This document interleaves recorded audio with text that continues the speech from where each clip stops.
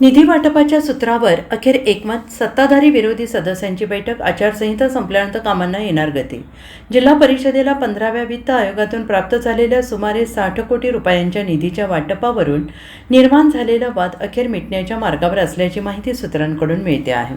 काही पदाधिकारी आणि सदस्यांमध्ये मतभेद निर्माण झाल्याची चर्चा सुरू असताना सत्ताधारी पक्षातील काही पदाधिकारी आणि विरोधी पक्षातील काही सदस्यांमध्ये झालेल्या महत्त्वपूर्ण बैठकीमध्ये निधी वाटपाबाबत तोडगा काढण्यात आल्याचं समजत आहे.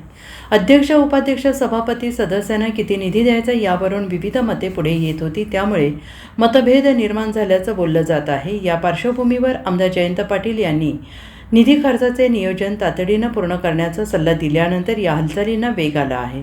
गेल्या 4 वर्षांपासून जिल्हा परिषद प्रशासकीय राजवटीखाली आहे. यामुळे अनेक विकास कामे रखडत होती आणि सध्या स्थानिक स्वराज्य संस्थांची आचारसंहिता लागू असल्याने नवीन कामांना मंजुरी देता येत नसली तरी कामाच्या अनुषंगाने इतर गोष्टी करण्याच्या सूचना देण्यात आली आहे. काही दिवसांपूर्वी अध्यक्ष आणि उपाध्यक्षांना प्रत्येकी 2 कोटी रुपये, 4 सभापतींना प्रत्येकी 1 कोटी रुपये आणि उर्वरित सदस्यांना त्यांच्या मतदारसंघातील विकास कामांसाठी 70 लाख रुपये निधी देण्याचा प्रस्ताव चर्चेत होता.